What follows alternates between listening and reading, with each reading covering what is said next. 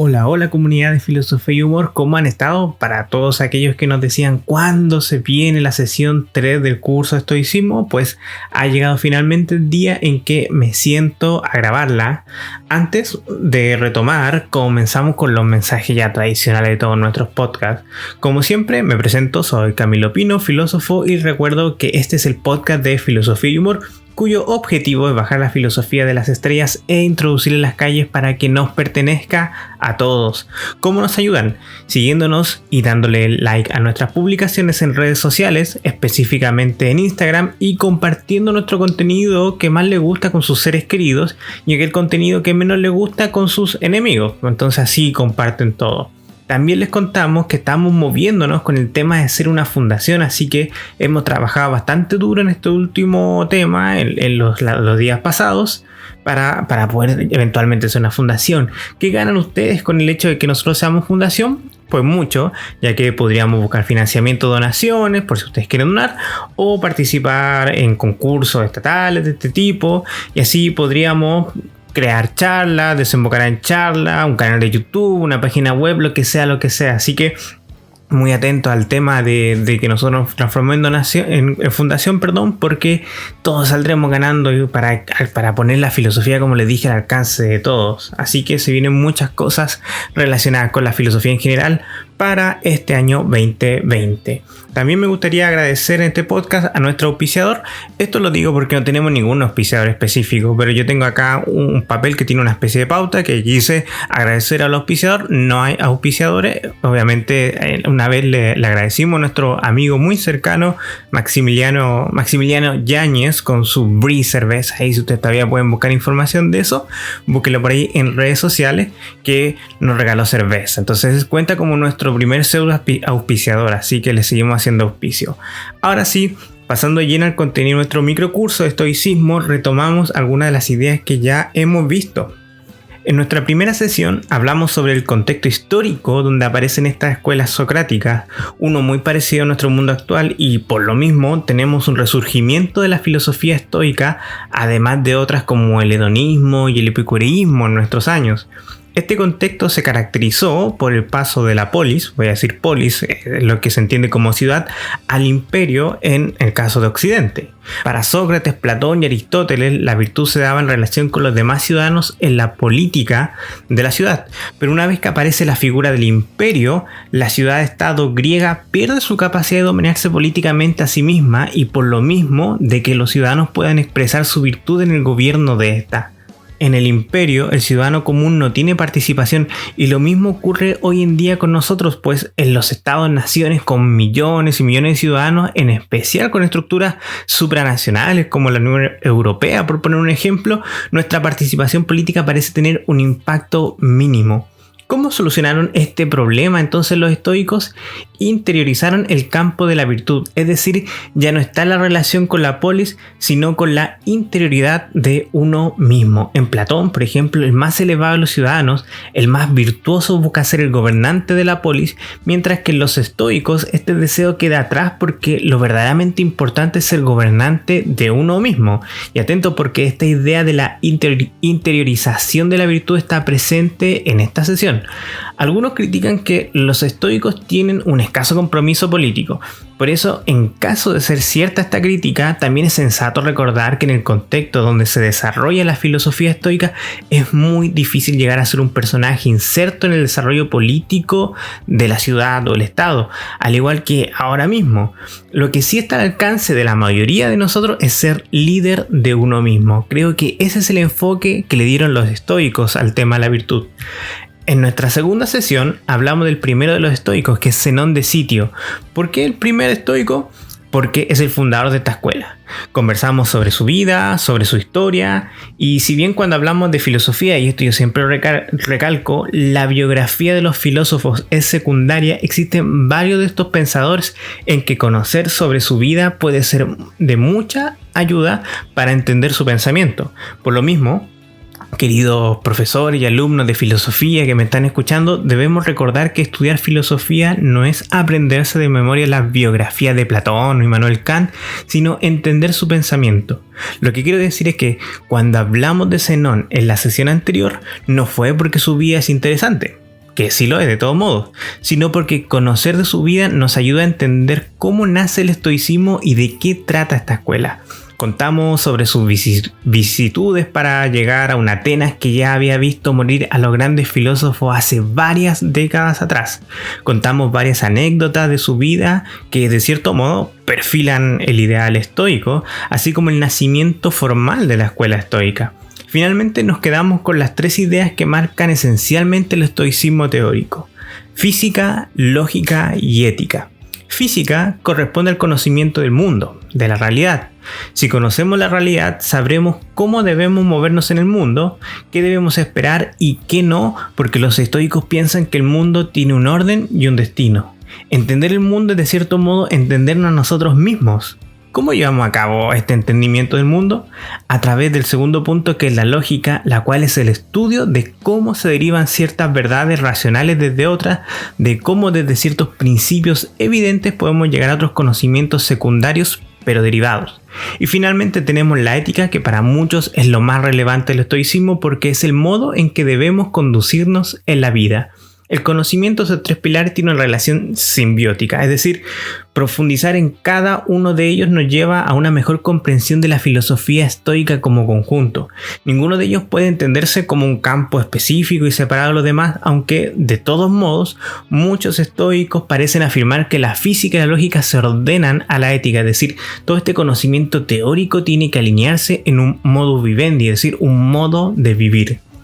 Pero ahora pasamos al pensador que nos convoca en esta sesión, Lucio Anneo Séneca, que nació por Córdoba el 4 a.C., algunos dicen el 5, otros dicen el 1, eso es debatible, pero todos sabemos que murió en Roma el año 65 después de Cristo, llamado también Séneca el Joven. ¿Por qué el joven? Para distinguirlo de su padre, que se conoce históricamente como Séneca el Viejo. Este Séneca el Joven fue un filósofo, político y orador y escritor romano, uno de los más conocidos de la historia de la humanidad. Si volvemos a un detalle de las sesiones anteriores, recordarán que el estoicismo puede dividirse en 3 periodos a lo largo de sus más de 5 siglos de influencia en el occidente de nuestra historia. Estos periodos son el estoicismo antiguo, el medio y el nuevo, o también conocido como estoicismo romano.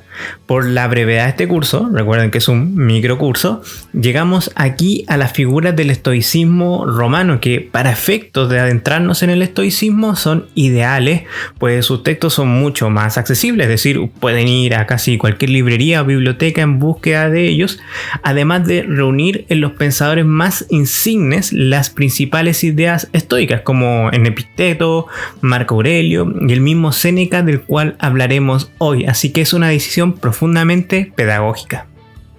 Séneca destacó por ser un intelectual y un político. Ustedes dirán, pero no, que el estoicismo fue criticado por su bajo compromiso con la política. Bueno, para que vean que los pensadores insignes del estoicismo romano tenían una implicancia directa en la política de su tiempo. Séneca llegó a ser uno de los senadores más admirados que la historia de la humanidad nos ha legado. Fue tutor y consejero de Nerón, el cual asumió muy joven el rol de emperador. Así que en la juventud de entre el año 50 después de Cristo y el 62 después de Cristo, Séneca junto a Sexto Afranio Burro fueron los gobernantes de facto de Roma. ¿Qué pasó? Como muchos que han estado involucrados en la política, se ganó una buena cantidad de enemigos, los cuales lo acusaron, al parecer de manera falsa, de participar en la conjura de Pisón contra Nerón, es decir, un complot contra su antiguo pupilo para quitarle el poder. Tras esto, su antiguo alumno, pupilo, joven padawan, como usted quiera ponerle, lo condenó a muerte. Como se cuenta de muchos otros estoicos, se suicidó, aunque un poco por obligación en verdad del emperador. Esto fue en el año 65 después de Cristo, específicamente cortándose las venas. Por eso yo les contaba que sí sabemos específicamente la fecha de su muerte. Hay varios cuadros muy famosos respecto de esta escena de la muerte de Séneca, entre los cuales destaco la de Rubens y el de Manuel Domínguez Sánchez del año 1871, que está ahí colgado en el Prado, si ustedes tienen la oportunidad de ir a verlo. Saben que en varios podcasts siempre termino hablando de cuadros. Bueno, probablemente también uno de estos cuadros sea el fondo de pantalla o la imagen de este podcast, así que ojalá lo puedan ver. Eso respecto de su biografía a grandes rasgos. Si ustedes se quieren adentrar más allá, verán que pese a convertirse en una de las personas con más poder y renombre en la historia de la humanidad, su vida está llena de tragedias, tantas que podrían llenar una temporada completa de La Rosa de Guadalupe. Una pregunta antes de continuar. ¿Siempre ha sido tensa la relación de los filósofos con la política? Lo digo porque muchos de ellos han terminado mal. Eso lo dejo para su reflexión personal, pero Sócrates murió, Platón también salió arrancando una ciudad, Aristóteles también le fue muy mal en la política. Simplemente para no quiero irme por las ramas, pero para que pensemos la relación de la filosofía con la política. Hoy, en lugar de hablarles de manera general y superficial sobre Séneca, quiero tomar uno de sus textos y comentarlo para que juntos vayamos entendiendo de qué trata este estoicismo romano del que les estoy hablando. Y digo uno de sus textos porque Séneca fue un autor muy prolífico. Escribió tanto obras de teatro como diálogos filosóficos al más puro estilo de Platón. Escribió de filosofía y naturaleza, así como muchas y reconocidas cartas, así como también consolaciones. Ya volveremos a este punto. A estas últimas le dedicaremos la atención específicamente a la consolación a Elvia, o en latín, que es su idioma donde está escrito, Consolatio ad Elviam. ¿Por qué elegí esta obra específicamente para exponer el pensamiento de Séneca? Porque como hemos hablado en las otras sesiones, el dolor y la muerte son el gran adversario de los estoicos, tanto como los epicúreos. Saber cómo enfrentar el dolor y la muerte parecen ser la clave de cómo entender estas dos escuelas filosóficas. A mi parecer, la Consolación de Elvia es un texto que reúne las reflexiones filosóficas de Séneca sobre estos temas y es el lugar perfecto para analizar y ver cómo un estoico enfrenta el problema del sufrimiento. Espero que después de esto ustedes mismos puedan adentrarse en otras obras de este pensador con mayor libertad. Les doy un dato. Siempre nos mandan mensajes internos a Filosofía y Humor pidiéndonos libros y esas cosas.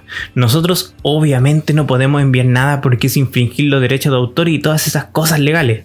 Por razones sensatas queremos mantenernos en orden con la ley. Estamos trabajando, eso sí, poco a poco para suministrar a ustedes textos de filosofía sin violar ninguna ley de copyright, pero eso es otra historia. La cosa es que preparando este podcast busqué información de la Consolación a Elvia en internet y es muy fácil de encontrar el texto en diferentes páginas. Además, no es muy largo. Recuerden que es una especie de carta, una carta larga, pero sigue siendo más corto que cualquier libro. Por lo mismo, no hay excusa para que no pueda leerlo porque en serio está en todas partes de internet. Primero, debemos responder una pregunta previa. ¿Qué es una consolación? Como el nombre lo dice, es un escrito consolatorio, es decir, busca aliviar la pena a una persona. ¿Y quién es esta Elvia a la que está dirigida esta consolación? Es ni más ni menos que la madre del mismo Séneca. ¿Por qué la consuela? Miren, por varias cosas.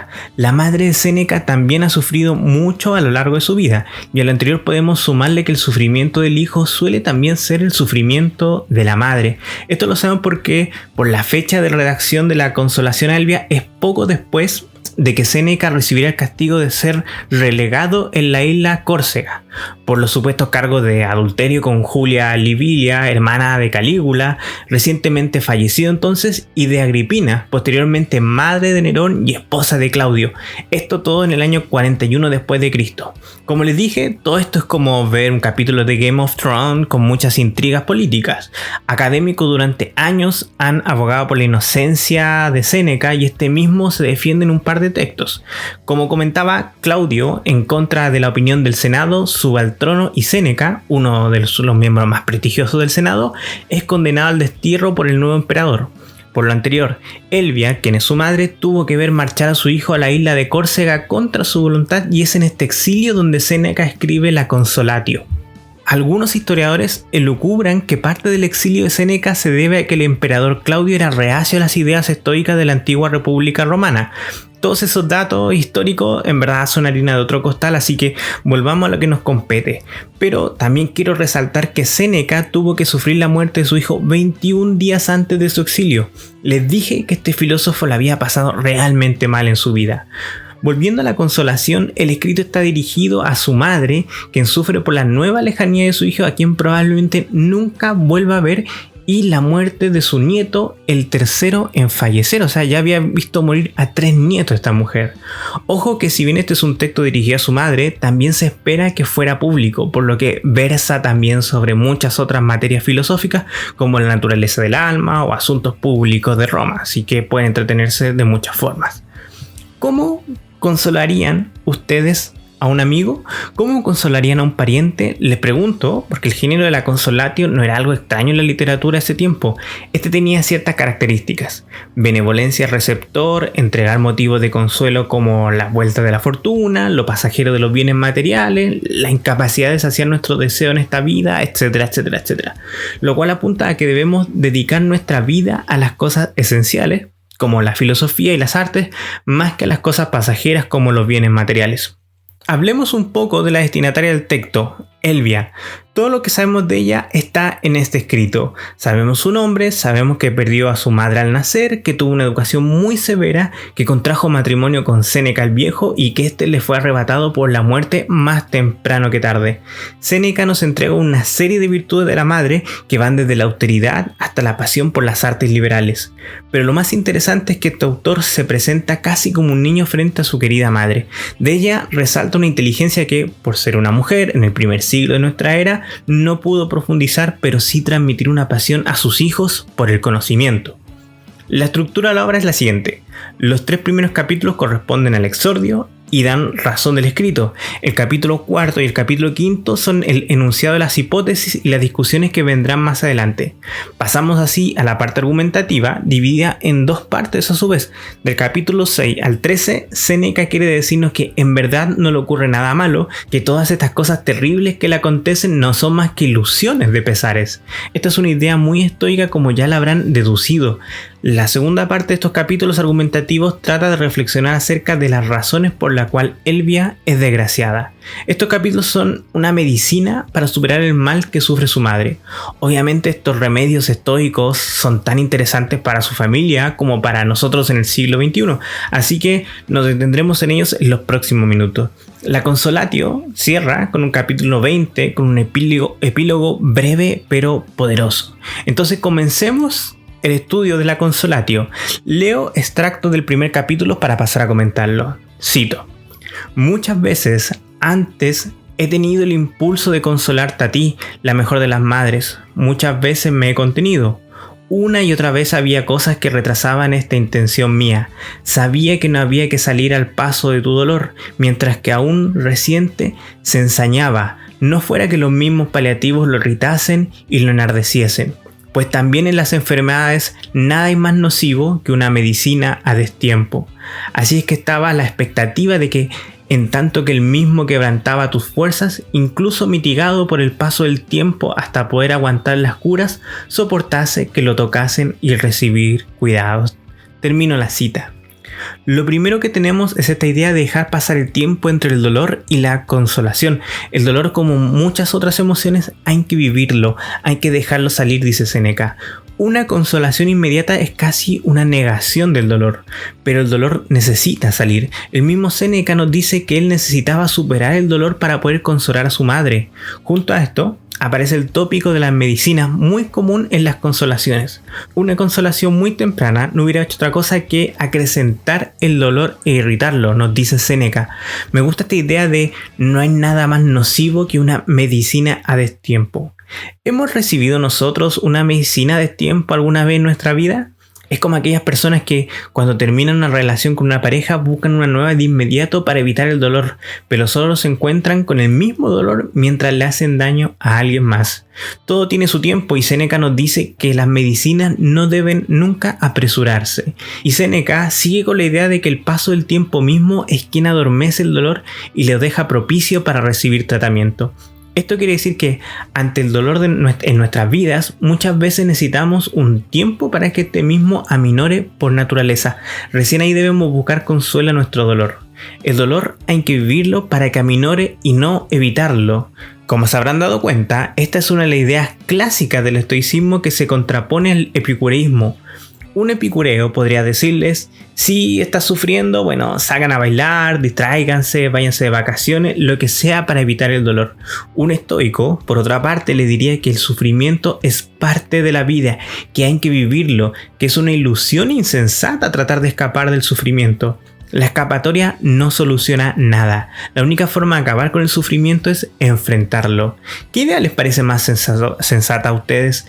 ¿Escapar del sufrimiento o enfrentarlo? De aquí viene la siguiente idea de Séneca, que pasa a citar del texto del capítulo 2. Cito: por eso, con objeto de no entrar inmediatamente en conflicto con él, el sufrimiento, primero la acompañaré, acumularé aquellas cosas por las que surge, sacaré a la luz todas y rasgaré las ya cicatrizadas. Alguien dirá: ¿qué manera de consolar es esta? Hacer presente nuevo los males ya desvanecidos y poner ante todas sus desdichas a un alma que apenas soporta una. Pero ese que piense que la mayor parte de las veces se cura con los contrarios todo lo que es dañino hasta tal punto que ha podido por encima del medicamento, a aquel le pondré en pie todas sus desgracias, todos sus motivos de queja. Esto no será sanar por un método suave, sino cauterizar y sajar. Me encanta esta parte del texto porque lo que mucha gente hace al consolar a alguien es suavizar o disminuir su situación. Decir: no era tan importante, por algo pasan las cosas, piensa en otra cosa, etcétera, etcétera. Son frases que buscan esquivar la situación, pero lo que nos dice Séneca es todo lo contrario. Al dolor se le combate con el mismo dolor. Séneca dice que su método de sanar no es por medios suaves, sino cauterizar con el mismo dolor.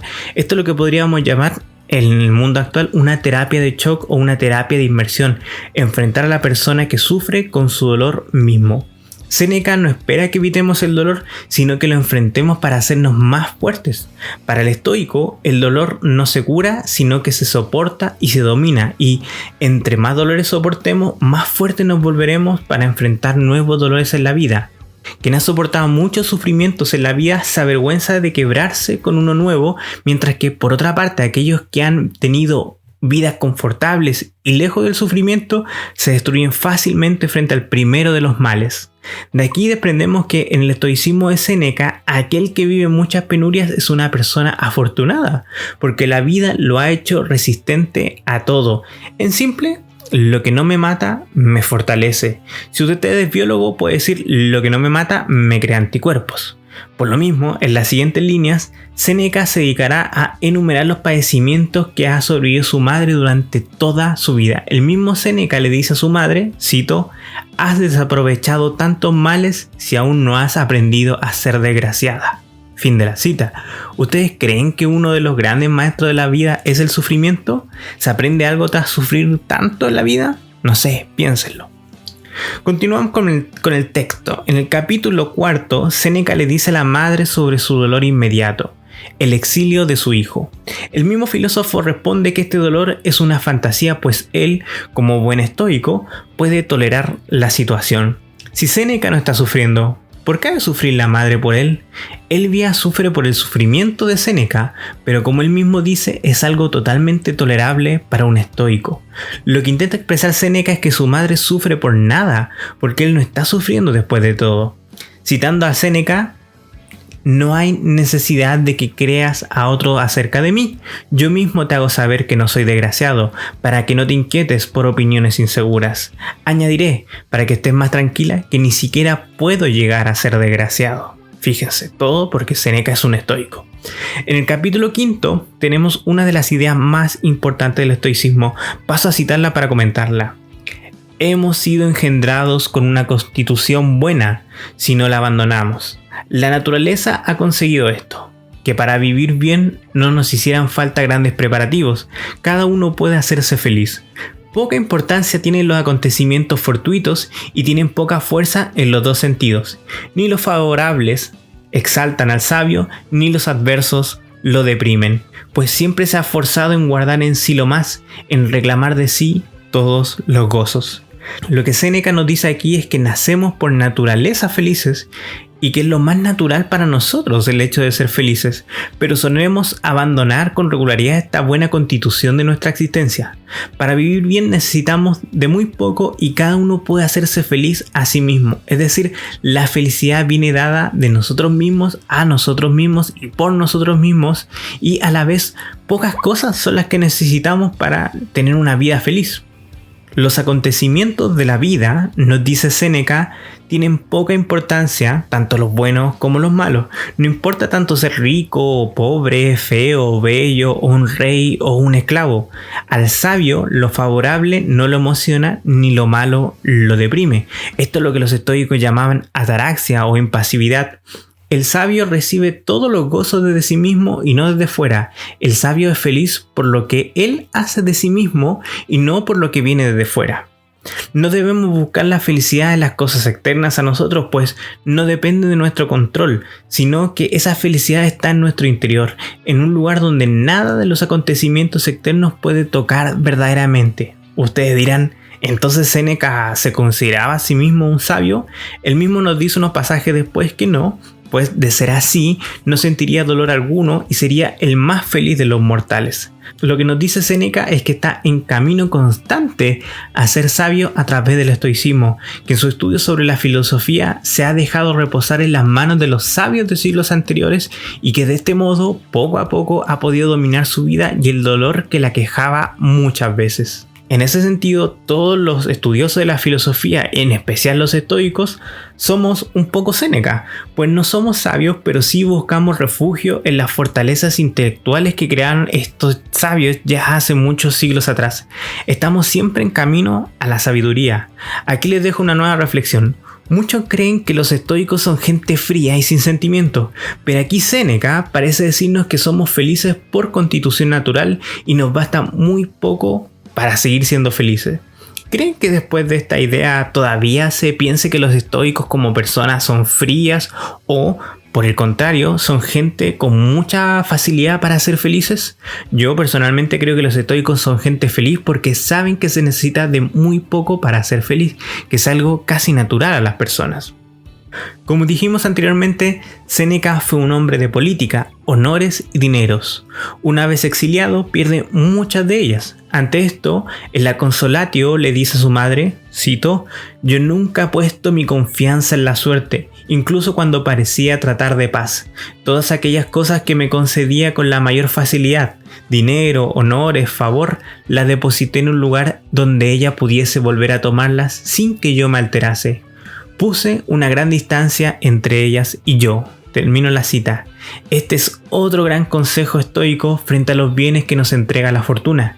Hay que poner una gran distancia entre nosotros y lo que ella nos da, porque así como la fortuna nos entrega cosas, también nos las quita con la misma facilidad.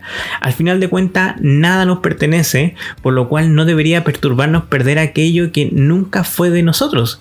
Esto hay que unirlo a otras de las ideas estoicas que hemos visto en las sesiones anteriores. La idea del destino.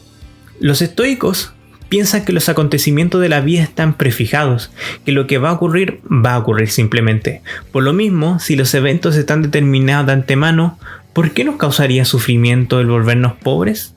¿Por qué nos causaría sufrimiento el contraer una enfermedad o tener la muerte frente a nuestros ojos? Les pregunto a ustedes, ¿creen que la idea de que existe un destino inmodificable nos hace enfrentar más serenos los sufrimientos de la vida? Es decir, si nada podemos hacer para modificar un evento específico en nuestras vidas, ¿por qué deberíamos sufrir por ello entonces? Esta es una de las ideas que subyace bajo el concepto de destino. Los sucesos de nuestra vida, tanto positivos como negativos, no deberían alterarnos en nada, pues ya estaban escritos e iba a ser así de todos modos. Obviamente la idea del destino en el estoicismo es profundamente debatida y criticada. Podemos volver sobre ella en siguientes sesiones.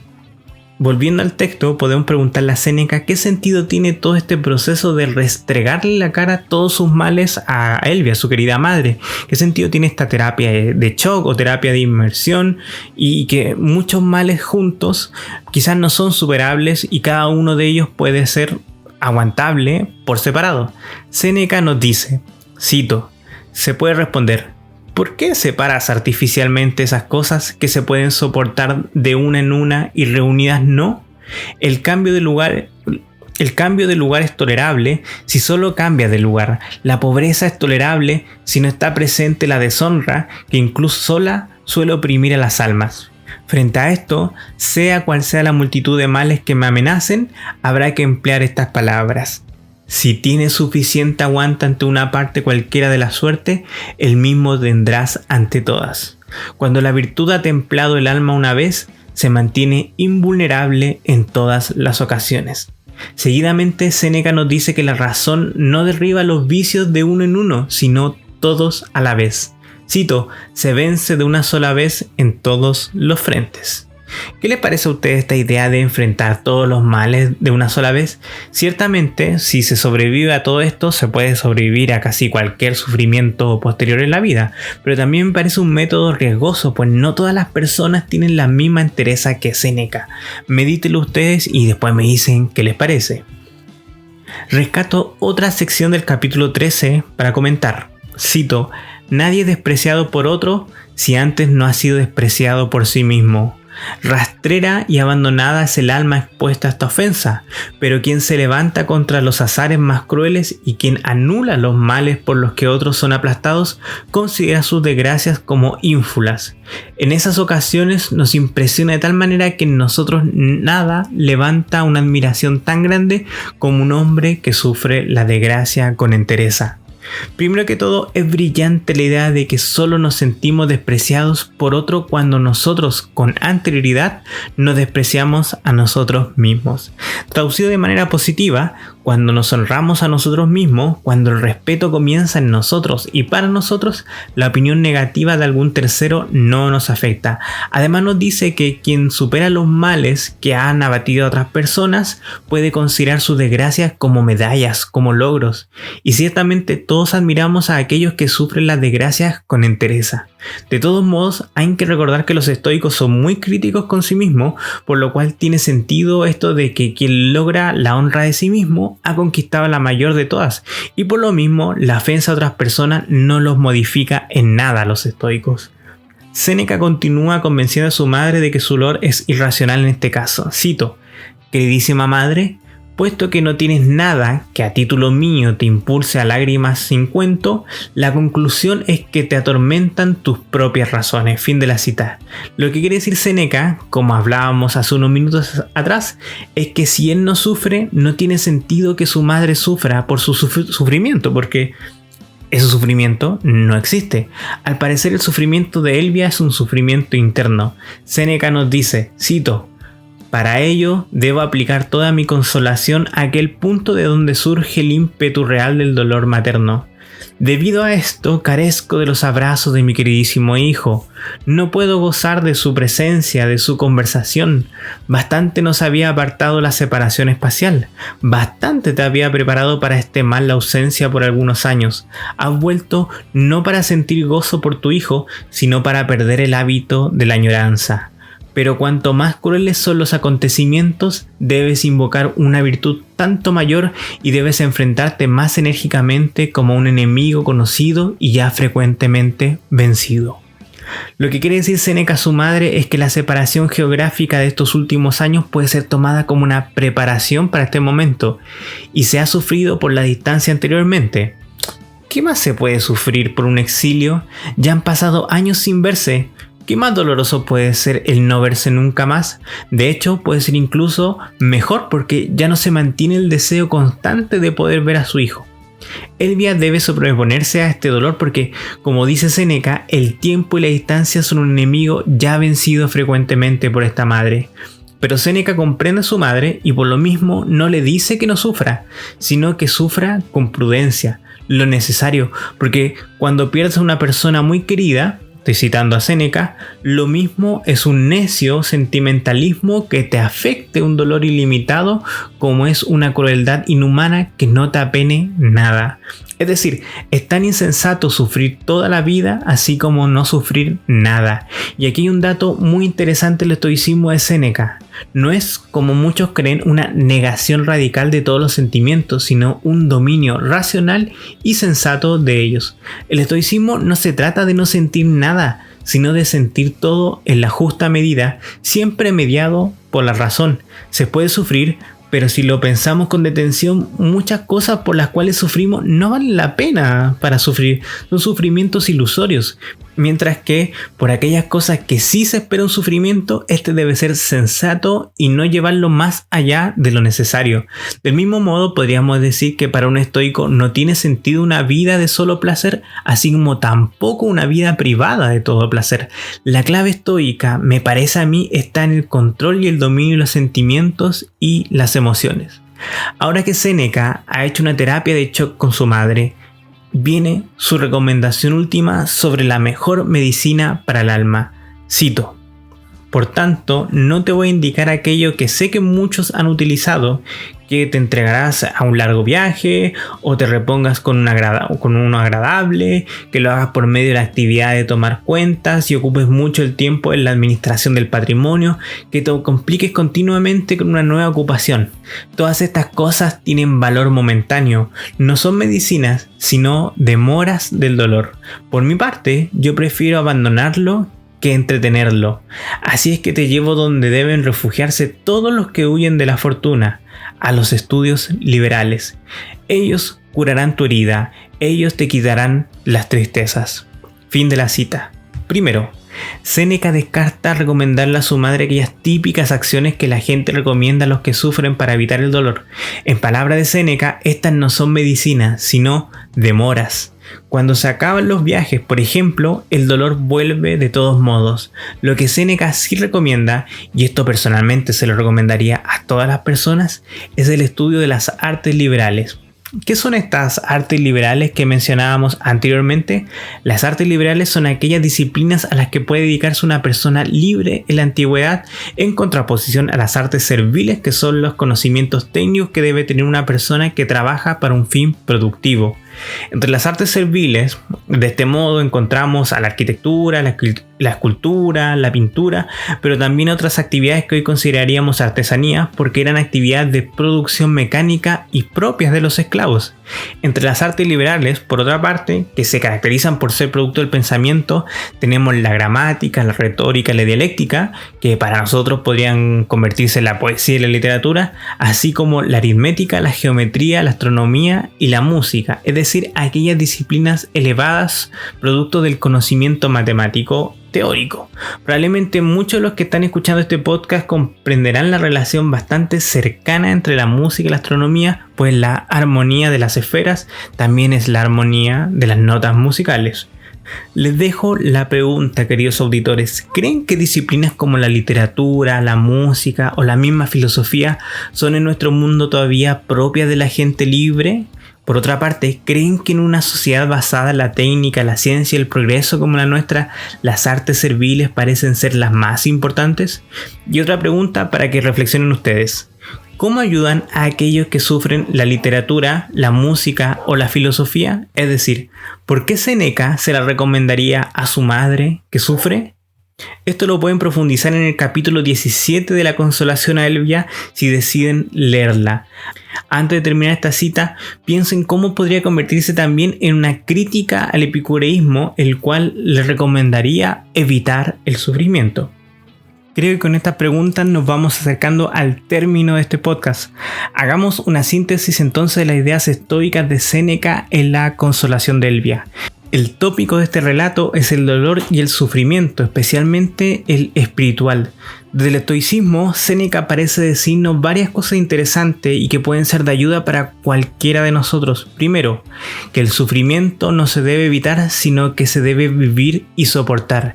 Quien vive y supera el sufrimiento es alguien que debería sentirse honrado. Y esa honra no es algo que te den los demás, sino que viene desde uno mismo. Recuerden que un rasgo del estoicismo es la interiorización de la virtud. También, siguiendo las ideas de Séneca, es en uno mismo, en la simplicidad de nuestra interioridad, donde podemos encontrar la fuente verdadera de la felicidad. Todo lo externo es pasajero y engañoso y por lo mismo no puede ser fuente de felicidad. La verdadera felicidad, esa que nadie nos puede quitar y no depende nada de la fortuna, tiene que estar necesariamente en nosotros mismos. Lo externo no lo podemos controlar, mientras que lo interno, aunque sea difícil, puede ser controlado. De hecho, Séneca recalca que nuestra naturaleza es de felicidad, aunque la abandonemos con regularidad.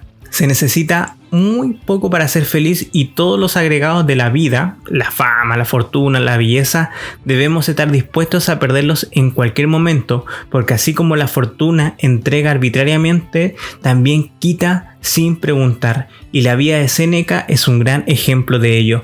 Volviendo al tema del sufrimiento, esta es una experiencia que nos hace fuertes. Para Séneca son afortunados quienes sufren porque la vida los ha hecho fuertes. Entre más sufrimos, más fácil nos resulta soportar los embates de la vida. Aquel que ha tenido una vida de pocas penurias se derrumba ante el más pequeño de los males. Soportar el sufrimiento es la virtud del estoico y por lo mismo no se debe evitar como piensan los epicúreos, sino afrontar. No curamos verdaderamente el sufrimiento cuando lo evadimos con placeres momentáneos. El verdadero refugio ante el dolor está en el desarrollo de nuestra razón a través del estudio de las artes liberales, de la filosofía. Una vez que nuestro ánimo se ha endurecido, nos volvemos invulnerables a los nuevos males que enfrentamos a lo largo de la vida. Por eso para Séneca podemos decir que los males en la vida son de dos tipos. Por una parte, aquellos ilusorios como sufrir por la muerte de alguien que quizás está incluso en un lugar mejor, y por otra parte, los males reales que debemos afrontarlos mesuradamente y de manera virtuosa, los cuales a largo plazo nos hacen más resistentes. ¿Qué opinan ustedes respecto de esta reflexión sobre el sufrimiento en la filosofía estoica? Coméntenlo en nuestras redes sociales y donde se les ocurra en verdad comentarlo. Esto es todo por esta sesión.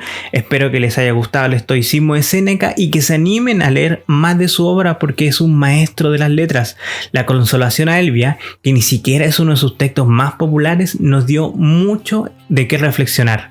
Creo que ahora pueden introducirse en alguna de sus otras obras mientras llega la cuarta sesión de este microcurso de estoicismo que, si mal no me equivoco, será de Epicteto, el esclavo liberto.